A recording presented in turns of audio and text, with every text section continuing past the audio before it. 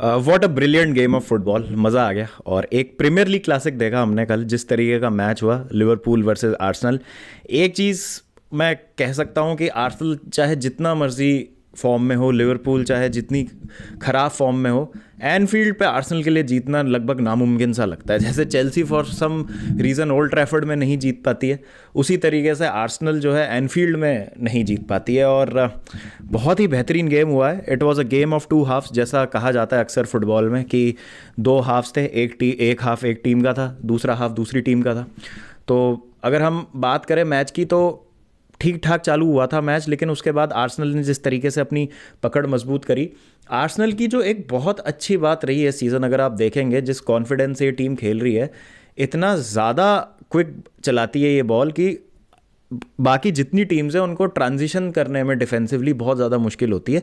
Hence वो Arsenal की वहाँ पर जो है एक बहुत अच्छी पकड़ बन चुकी है। अगर आप उनका स्टाइल ऑफ प्ले देखेंगे, चाहे ओडेगार्ड हो गए, लेफ्ट पे मार्टिनेली हो गए, राइट पे साका हो गए, आगे हेसूस हो गए, इन चारों की जो केमिस्ट्री है बहुत लाजवाब है। और आप देख सकते हैं कि बिल्कुल टेलीपैथिक कनेक्शन है। बिल्कुल ओडेगार्ड को देखना भी नहीं पड़ता, आंख बंद करके वो पास कर सकते हैं। उनको पता है मार्टिनेली, हेसूस, साका किस किस पोजीशंस में होंगे, जो कि एक वेल ऑयल टीम और एक टीम जो टाइटल के लिए चैलेंज कर रही है उसमें दिखता है। बहुत बहुत ही ज़्यादा एविडेंट है। लिवरपूल को वहाँ पे दिक्कत हो रही थी, तो अटैकिंग ट्रांजिशंस थे आर्सेनल के, और डिफेंसिवली जब लिवरपूल फॉल बैक कर रही थी, अपने शेप में आने की कोशिश कर रही थी, बहुत ज़्यादा वहाँ पर उनको दिक्कत आ रही थी उस चीज़ को करने में। तो उस चीज़ का फ़ायदा उठाती है आर्सेनल, और लिवरपूल अपनी दिक्कतें खुद बढ़ाती है इस मैच में। पूरे मैच में लिवरपूल ने अपनी दिक्कतें खुद बढ़ाई है। पहला अगर आप गोल देखेंगे तो उसमें जिस तरीके से वेंडाइक की गलती हुई है, कॉन्फिडेंस की कमी साफ झलकती हुई, चाहे वो वेंडाइक हो, फबीनियो हो, हेंडरसन हो। अगर एक टीम अच्छा नहीं खेल रही और कॉन्फिडेंस प्लेयर का डाउन है, तो बहुत ज़्यादा वो स्ट्रगल करते हैं, और वो हमको देखने को मिला। जिस तरीके से वेंडाइक में वो कॉन्फिडेंस की एक कमी देखने को मिली है, उसकी वजह से वो गोल हुआ है। आप कभी भी एक इनफॉर्म वेंडाइक से उस गलती की आप नहीं करेंगे एक्सपेक्टेशन कि ऐसा भी कुछ वो कर सकते हैं। Trent again defensively he was very shaky first half में, लेकिन पूरे 40 मिनट तक इसी तरीके का गेम चलता रहा। लेकिन उसके बाद लास्ट के 5 मिनट में जब थोड़ी सी गर्मा गर्मी होती है, जाका और ट्रेंट में भी थोड़ी सी एक तनातनी होती है, वहाँ पे येलो कार्ड मिलता है दोनों लोगों को। उसके बाद लिवरपूल जो है गेम में आना चालू करती है और थोड़ा सा जो है फ्रंट फुट पे खेलती है और कहती है कि there is nothing to lose, जो भी हमारे पास, we will throw everything at Arsenal. और उसके बाद आप देखते हैं एक गोल भी आता है हाफ टाइम के जस्ट पहले, और कर्टिस जोन्स जो है वहाँ पे उनका काफ़ी अच्छा कंट्रीब्यूशन रहता है उसमें।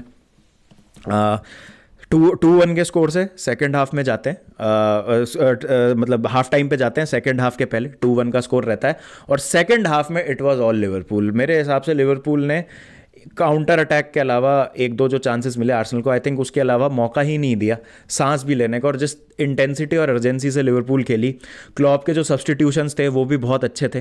ट्रेंड का परफॉर्मेंस बहुत ही ज़्यादा बेहतरीन था सेकेंड हाफ में। थियागो के आने के बाद अराउंड 58th मिनट कंट्रोल दिखा लिवरपूल की मिडफील्ड में। फर्मिनो का इंट्रोडक्शन बहुत सही था, और सब्सटीट्यूशन जैसा मैंने कहा बहुत सही कहा। नूनेस ने भी आके थोड़ा सा, मैं कह सकता हूँ, एक न्यूसेंस क्रिएट करने की कोशिश करी बैकलाइन के लिए आर्सेनल की, और बहुत अच्छे अच्छे चांसेस मिले आर्सेनल लिवरपूल को सेकेंड हाफ में। लिवरपूल आराम से ये मैच जीत सकती थी, उनको इतने चांसेस मिले थे। मैं कहूँगा आर्सेनल यहाँ पे लकी मानेगी अपने आप को कि वो एक पॉइंट के साथ जो है एनफील्ड से जा रहे हैं, वरना पूरा जो मैच था वो लिवरपूल के हाथ में था। Which brings me to the point कि मोहम्मद साला का परफॉर्मेंस मैं कहूँगा आज बहुत ही एवरेज था। जो उनके इतने एक्सट्रीमली हाई स्टैंडर्ड्स हमने देखे हैं सालों साल, और बड़े मैच में तो स्पेशली जिस तरीके से टर्न अप करते हैं मोहम्मद साला, उस हिसाब से आई थिंक उनका परफॉर्मेंस ख़राब था। मैं सिर्फ पेनल्टी मिस के लिहाज से बात नहीं कर रहा हूँ, और भी 1-on-1 सिचुएशंस जो थी, कुछ जगह डिसीजन मेकिंग थी। एक उन्होंने न्यूनेस के लिए पास ज़रूर निकाला था बहुत अच्छा, लेकिन अगेन न्यूनेस जैसा हम पूरी टीम की बात करते हैं, फॉर्म में नहीं थे वो।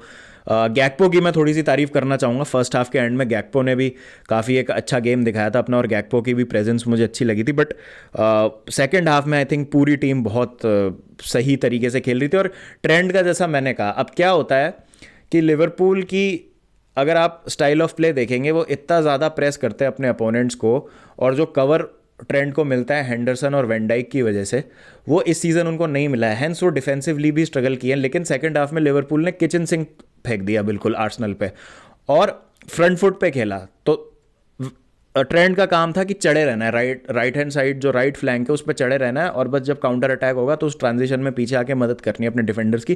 बिकॉज आप 2-0 हार रहे हैं, 2-1 हार रहे हैं, आप 3-1 हार जाएंगे, ज़्यादा कुछ फ़र्क पड़ने नहीं वाला। और इस वजह से ट्रेंड का जो गेम है वो निखर के आया जब उनको अटैकिंग रिस्पॉन्सिबिलिटी ज़्यादा मिली। आप देखेंगे जो इक्वलाइजर स्कोर किया है फर्मिनो का, उसमें जिस तरीके से उन्होंने पहले तो बीट किया जिनचेंको को, नटमैग किया, और फिर बिल्कुल पिन पॉइंट क्रॉस डाला, और फर्मिनो ने जो इस तरीके से कन्वर्ट किया, उसके बावजूद स्टॉपेज टाइम में एक दो बहुत अच्छे चांसेस मिले थे लिवरपूल को। राम्सडेल के बहुत अच्छे सेव्स रहे जिसकी वजह से आर्सेनल जो है ये ड्रॉ लेने में कामयाब रही, वरना तो लिवरपूल आराम से 2-3 गोल्स और स्कोर कर सकती थी। साला से कुछ चांसेस मिस हुए, उसके बाद बिल्कुल लास्ट में कोनाटे से एक चांस मिस हुआ। तो यहाँ पे एक चीज़ जो है अब निकल के आ रही है, बिकॉज अब सीज़न का जो है लास्ट का एक लेग चल रहा है और टाइटल रेस भी अब बिल्कुल डिसाइसिव पड़ाव पे आ चुकी है। अगर आप एक बार पॉइंट्स टेबल पे नज़र डालेंगे तो आप यहाँ पर देख सकते हैं अब 6 पॉइंट का गैप रह गया है मैन सिटी और आर्सेनल में, और मैन सिटी ने एक मैच ज़रूर कम खेला है, तो अगर वो एक मैच जीत जाते हैं तो 70 पॉइंट पे आ जाएंगे। और लिवरपूल और मैन सिटी और आर्सेनल का जो गेम है वो अब सीधा सीधा एक टाइटल डिसाइडर हो जाता है। तो आर्सेनल यहाँ पर थोड़ा सा मतलब अपने आप को सोच रहे होंगे कि उन्होंने एक अपॉर्चुनिटी मिस कर दी कहीं ना कहीं, कि लिवरपूल जो ख़राब फॉर्म में थी वो एनफील्ड में आके 3 पॉइंट लेके जा सकते थे। यहीं अब मैन सिटी के हाथ में आ जाता है टाइटल जो है, अब उनको डिपेंड नहीं करना और रिजल्ट्स पे। आज का रिजल्ट उनके लिए बहुत अच्छे उनके फेवर में काम किया है, और अगर वो अपने दोनों मैच जीत जाते हैं, जैसे वो अपना गेम इन हैंड जीत जाते हैं प्लस वो आर्सेनल को भी हरा देते हैं, तो मेरे हिसाब से ये टाइटल जो है बिल्कुल लास्ट डे तक जाएगा। और अगर आप आर्सेनल के बीच में 4 फिक्सचर देखेंगे तो वो है न्यूकासल, मैन सिटी, चेल्सी और ब्राइटन। ये 4 फिक्सचर अभी आर्सेनल को लगातार खेलने हैं, जो कि बहुत ज़्यादा मुश्किल होने वाला है। तो उससे पहले ज़रूर वेस्ट हैम और साउथहैम्पटन से मैच है आर्सेनल के, लेकिन मुझे वो लगता है कि नेगोशिएट हो जाएंगे मैचेस आराम से। लेकिन टाइटल रेस जो है अब बहुत ज़्यादा मसालेदार हो चुकी है, और 28 तारीख को जो मैच है मैन सिटी वर्सेस आर्सेनल, वो अब सीधा सीधा टाइटल डिसाइडर हो जाता है, और बहुत ज़्यादा मज़ा आएगा वो मैच देखने में। लेकिन यहाँ पे थोड़ा सा आप देख सकते हैं कि आर्सेनल का इनएक्सपीरियंस, थोड़ी सी नर्व्स जो हैं वो आती हुई, और लास्ट में आप देख सकते हैं नर्वस हो गई थी टीम, उनको समझ नहीं आ रहा था जिस तरीके से प्रेस कर रही थी और अटैक पर अटैक मारे जा रही थी लिवरपूल, तो किस तरीके से उसका जवाब दिया जाए। कोशिश भी करी आर्टेटा ने, आई थिंक उनके सब्सटीट्यूशंस को मैं दोष नहीं दूंगा। जब आप 2-1 से लीड कर रहे हैं तो आपने ओडेगार्ड को हटा के किवियोर डाल दिया, तो आप शटअप शॉप करना चाह रहे थे, डिफेंसिवली आप स्ट्रेंथन करना चाह रहे थे अपनी बैकलाइन। तो मैं कहूँगा उसमें गलती बिल्कुल नहीं मैं मानूंगा आर्टेटा की नेगेटिव हो गए, बिकॉज हम देखते हैं मैनेजर्स अक्सर ये करते हैं, थोड़ा सा वो इंश्योर करना चाहते हैं कि किसी भी तरीके की गलती ना हो बैकलाइन में, जब इस तरीके का लास्ट के कुछ एडिट टाइम के 4-5 मिनट चल रहे हैं। तो उस पॉइंट ऑफ व्यू से तो सही सब्सटीट्यूशंस थे आर्टेटा के, बट अगेन जैसा मैंने कहा लिवरपूल में एक कमबैक की इच्छा थी, और एक सीज़न को हाई पे एंड करने में इस तरीके की परफॉर्मेंसेस बहुत ज़्यादा आपको मदद कर सकती हैं। थियागो का रिटर्न जो है काफ़ी पॉजिटिव साबित हो सकता है लिवरपूल के लिए बाकी सीज़न के लिए। तो मेरे हिसाब से ये चीज़ है जो चेल्सी भी थोड़ी सी एक सीख ले सकती है लिवरपूल से, कि आप अगर चाहें तो अर्जेंसी और इंटेंसिटी से जितना मर्जी कोई टीम फॉर्म में हो उसके अगेंस्ट एटलीस्ट आप फाइट तो दे ही सकते हैं, और अब इस तरीके के एटीट्यूड की हमको बहुत ज़्यादा ज़रूरत है इन द कमिंग मैचेस। तो देखते हैं टाइटल रेस में क्या होता है। आप मुझे बताएं आपको क्या लगता है, आपके क्या थॉट्स हैं इस मैच के बारे में। पेनल्टी मिस मुझे लगता है कि बहुत ही स्ट्रेंज थी साला की, आई थिंक ऐसी टेम पेनल्टी मैंने उनको मारते हुए कम ही देखा है। हमेशा हमने ज़्यादातर देखा है कि साला स्मैश ही करते हैं इसको, पेनल्टीज़ को। लेकिन अगेन कहते हैं कि जब दिन नहीं होता तब नहीं होता, बट आई थिंक लिवरपूल बहुत ज़्यादा कॉन्फिडेंस एक्सट्रैक्ट करेगी इस परफॉर्मेंस से, और आर्सेनल अब थोड़ा सा जो है नर्वस टाइम्स आ जाते हैं, बिकॉज टाइटल जो है अब उनके हाथ में नहीं, मतलब अभी भी उनके हाथ में है। अगर वो सिटी को हरा देते हैं तो वो तो खैर अब सीधा 6 पॉइंटर हो जाता है, लेकिन अब वो जो एक कुशन था वो ख़त्म हो चुका है। तो देखते हैं आगे क्या होता है। एक जो इंसिडेंट था जो हाफ टाइम पे हमको देखने को मिला कि लाइंसमैन ने एंडी रॉबर्टसन को कोहनी मार दी, और बिल्कुल ब्लेटेंट मतलब एल्बो से मारा है। और ऐसा एक स्टेटमेंट आ रहा है कि पीजीएमएल जो रेफरीज़ की एसोसिएशन है वो रिव्यू करेगी उस इंसिडेंट को। तो जो लाइंसमैन थे कॉन्स्टेंटीन हेड्जिकाडिस, उन्होंने कोहनी दे मारी है रॉबर्टसन को। और मेरे हिसाब से तो भाई अगर आप इतना हार्श डिसीजन एक प्लेयर के रेफरी को छूने पे लेते हैं मित्रोविच के केस में, जब उनको 8 मैच का बैन लगता है, तो यहाँ पे भी आपको स्ट्रिक्ट एक्शन लेने की ज़रूरत है। और इस तरीके की जो बिहेवियर है रेफरीज और असिस्टेंट्स के द्वारा प्लेयर्स के प्रति तो बिल्कुल भी टॉलरेट नहीं होनी चाहिए, क्योंकि रेफरीज की वैसे ही उनके वीएआर डिसीजंस को लेके कोई अकाउंटेबिलिटी नहीं है।